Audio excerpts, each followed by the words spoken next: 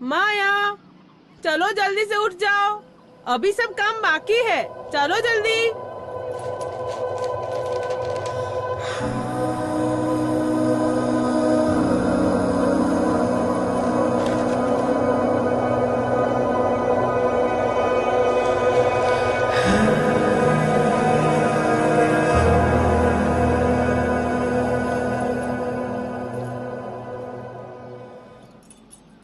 बापू, मुझे भी भैया के साथ स्कूल जाना है।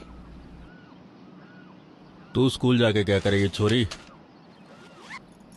भैया की तरह मुझे भी पढ़ना है।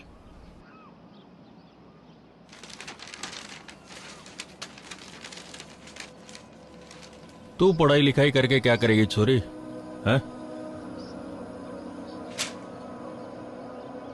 किशन तो पढ़ लिख के बड़ा आदमी बनेगा, तू तेरे कामों में मन लगा। तेरी माँ ने बताया नहीं? पर बापू, घर का काम तो माँ मुझे सिखा तेरी देगी। माँ को पूछ, वो कभी गई है स्कूल पढ़ने के लिए?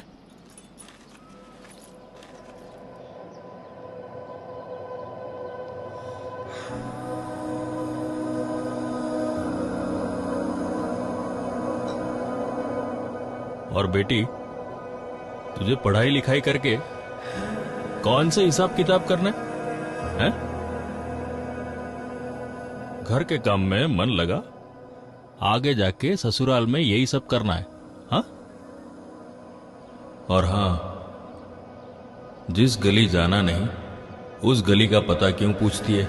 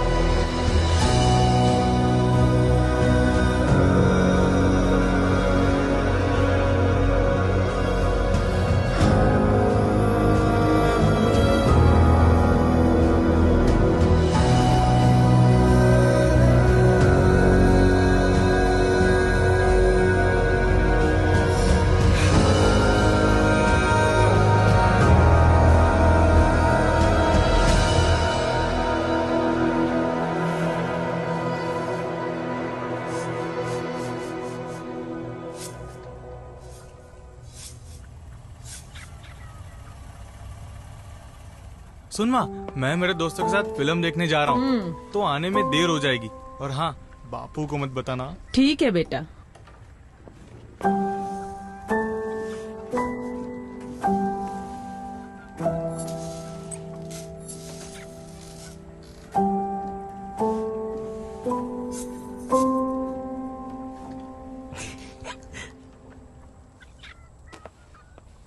किशन, सुन तो। हाँ माँ। तेरे बापू वो माया के रिश्ते के बारे में कुछ बोल रहे थे, क्या हुआ उसका? अरे हाँ, वो तो आपको कहना ही भूल गया। बापू बता रहे थे कि माया को देखने के लिए लड़के वाले आने वाले। भैया, अच्छा, मुझे स्कूटर चलाना सिखाओगे? मुझे भी सीखना है। देखा माँ, इसका फिर से शुरू हो गया। कभी कहती है ये सीखना है, वो सीखना है, ये करना है, वो करना है। अब आज बोल रही है कि मुझे स्कूटर चलाना सिखाओ। सुन, अपना ध्यान अपने घर के कामों में रख। वो सब सीखना जरूरी है तुझे, ये सब नहीं। बाकी कामों के लिए हम बैठे हैं इधर। और हाँ, ससुराल में भी होंगे ना घर चलाने के लिए मेरे होने वाले जीजा जी। है ना माँ? हाँ बेटा।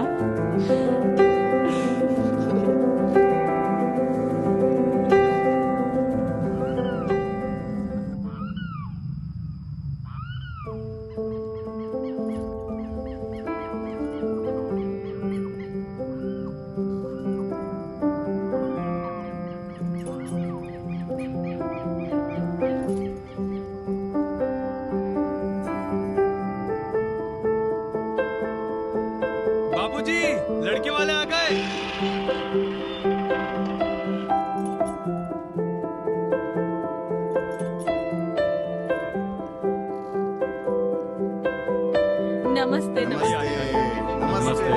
आइए आइए। आइए आइए। अरे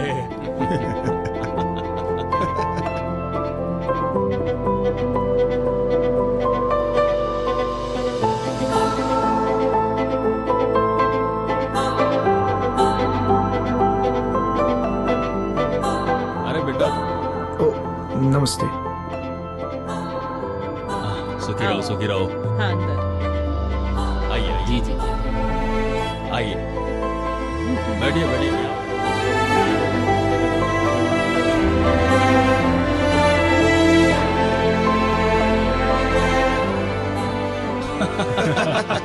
एकदम सही कहा। जी जी।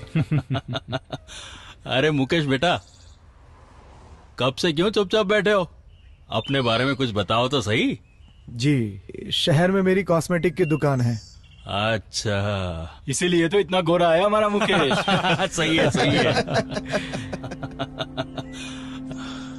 माया, मेरी लाडो बिटिया, फूलों की तरह पाला है उसे। बचपन से हर एक इच्छा ही पूरी की है उसकी।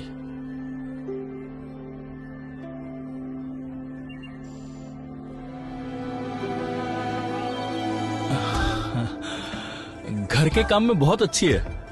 आपके घर को बहुत अच्छी तरह से संभालेगी।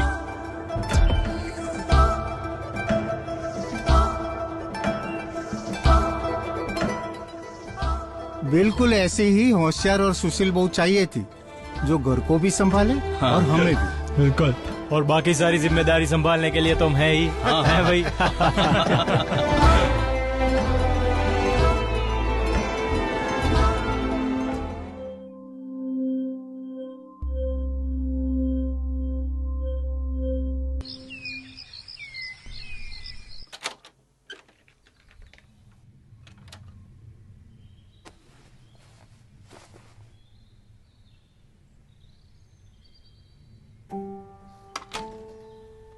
रोशनी, वहां पे क्यों खड़ी है? भाई का डब्बा लाके दे मुझे जल्दी।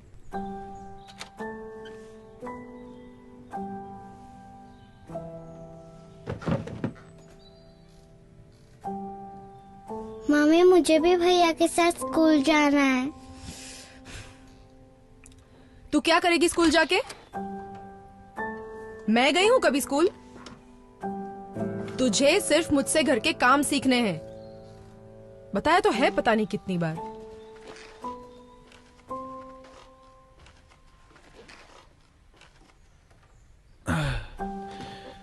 लालू, बेटा स्कूल के लिए तैयार हो जाओ। हाँ हाँ जी पापा, बस 2 मिनट में हो ही रहा हूँ। बेटा, स्कूल में मन लगा के पढ़ना। Okay.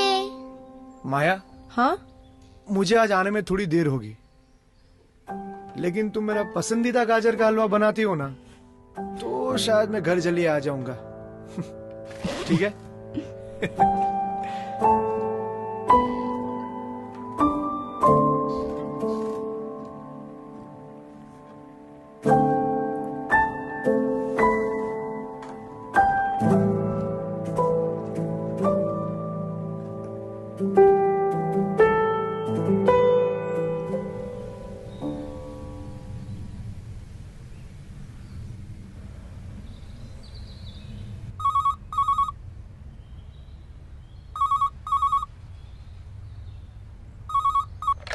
Hello.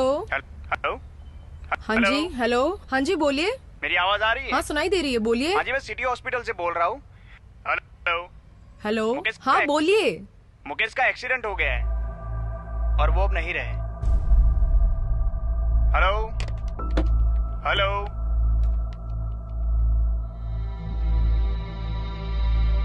Hello.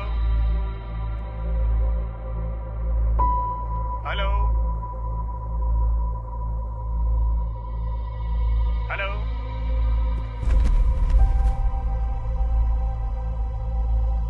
Maya, Maya, Maya, hello. क्या हुआ तुझे माया? उठ, उठ, हेलो। क्या हुआ? हेलो। हेलो, हाँ जी सुन रहे हो? हाँ जी, मुकेश का एक्सीडेंट हो गया है और वो अब नहीं रहे।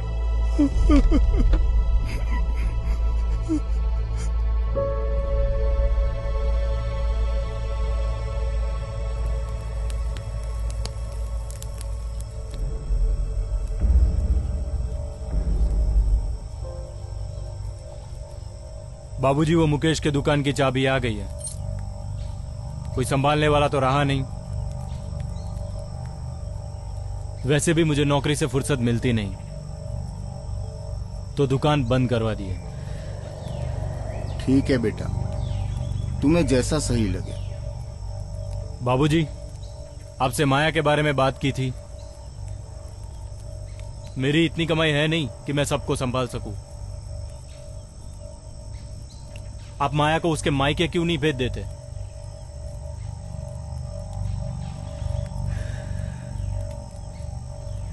ये सब मेरी जिम्मेदारी नहीं है। चल छोरे। बेटा, इस उम्र में अब मैं कैसे किसी की जिम्मेदारी संभाल पाऊंगा? मेरी लाचारी और मजबूरी को समझो। मुझे माफ कर दो बेटा, मुझे माफ कर दो।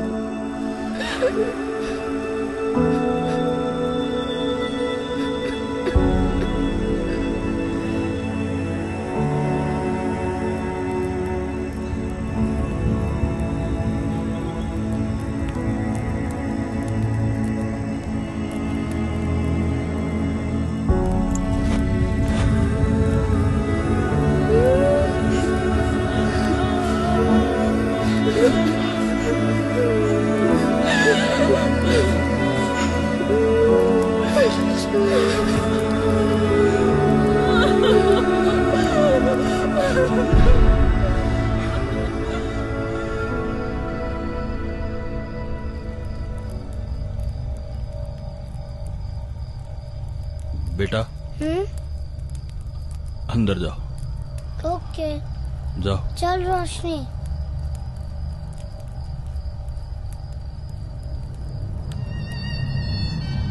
बापू, माया और दोनों बच्चों को यहाँ भेज देने का क्या मतलब होता है? माया को संभालना उन लोगों की जिम्मेदारी है। उन लोगों ने नहीं संभाला, इसीलिए तो भेजा है। इसका मतलब जिंदगी भर अब हम संभाले? मैं नहीं कर सकता। अपना ध्यान अपने घर के कामों में रख, और बाकी सारी जिम्मेदारी संभालने के लिए तुम है ही, है भाई। बापू, आज ना मुझे किसी की बहुत याद आ रही है। आज मुझे वो 10 साल की माया याद आ रही है। वो छोटी सी मासूम सी माया जो अपने बापू पर आश्रित थी, जिसके दिल में पढ़ने का ख्वाब उठा था, जो स्कूल जाना चाहती थी, अपने भाई की तरह ही वो भी पढ़ना चाहती थी, आगे बढ़ना चाहती थी। वो माया जिसको आपने मार डाला, उसके सपने, उसकी जिज्ञासा को छीन कर। क्योंकि आपके हिसाब से तो पढ़ाई करने का हक, सपने देखने का हक सिर्फ छोरों का ही होता है ना। मैं फिर भी खुश थी, जिंदा थी मैं, अपनी माँ की तरह, उन हजारों औरतों की तरह, अपने बच्चों और अपने पति के लिए बहुत सारे बलिदान देती थी।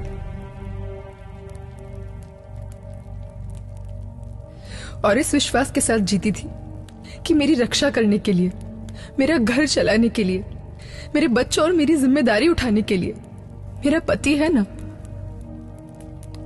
कहाँ है मेरा पति? मेरा पति तो नहीं है।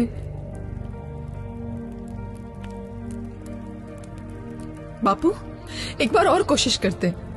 मुझे भी पढ़ना है, मुझे स्कूल जाना है। क्या हुआ बापू? दो ना वही जवाब। तुझे कौन सा हिसाब देखना है? मेरे पति की दुकान बंद हो गई बापू, क्योंकि हिसाब देखने वाला तो कोई रहा नहीं।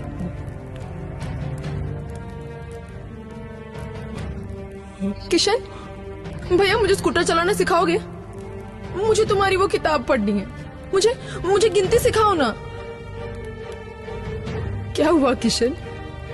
तुम भी बोलो ना कि मुझे तो ससुराल जाना है और वहां तो तुम्हारे जीजाजी होंगे सब कुछ संभालने के लिए।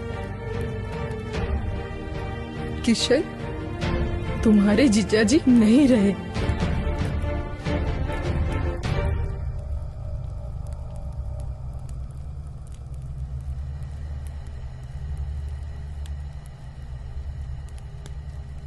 आज अगर मैं पढ़ी लिखी होती, कुछ सीखी होती, तो मेरे पति की दुकान ऐसे बंद नहीं होने देती, कुछ भी छोटा मोटा काम कर लेती। लेकिन इस तरह मुझे अपने और अपने बच्चों के लिए किसी के आगे हाथ नहीं फैलाने पड़ते, किसी पे बोझ नहीं बनती मैं। बापू, आपने तो मेरी हर इच्छा पूरी की थी ना, तो मेरी पढ़ने की इच्छा को पूरा क्यों नहीं किया? क्यों आपको छोरियों को पढ़ाना जरूरी नहीं लगता? क्यों हमेशा हमें यही सिखाया जाता है कि पढ़ना लिखना, कमाना, घर चलाना ये सब सिर्फ मर्दों का ही काम है? हमेशा औरतों को मर्दों पर निर्भर बनाया जाता है। क्यों हमें आत्मनिर्भर नहीं बनाते?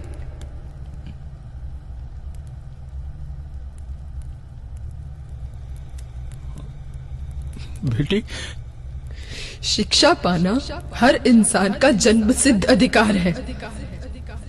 आप कौन होते हैं उसे छीनने वाले?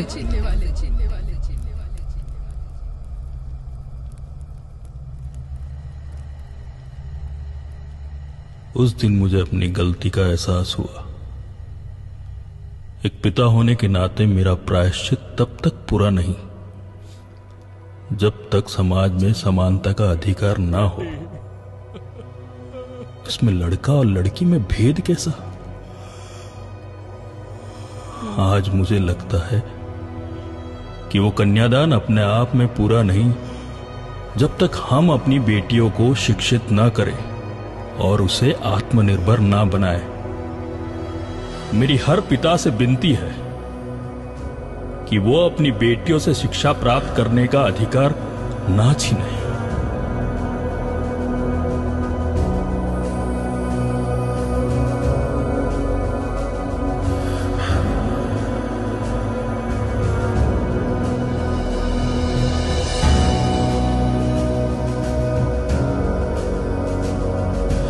चल रोशनी, जल्दी आ, स्कूल के लिए देर हो रही है। चल जल्दी आ।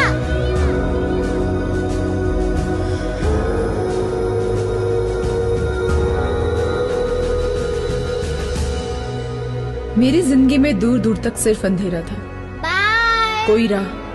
कोई रास्ता नहीं दिख रहा था, लेकिन मैंने उम्मीद नहीं छोड़ी। अब मैं अपनी बेटी को पढ़ा रही हूं और मुझे विश्वास है कि मेरे और मेरी बेटी के इस अंधकार भरे जीवन में रोशनी जरूर आएगी।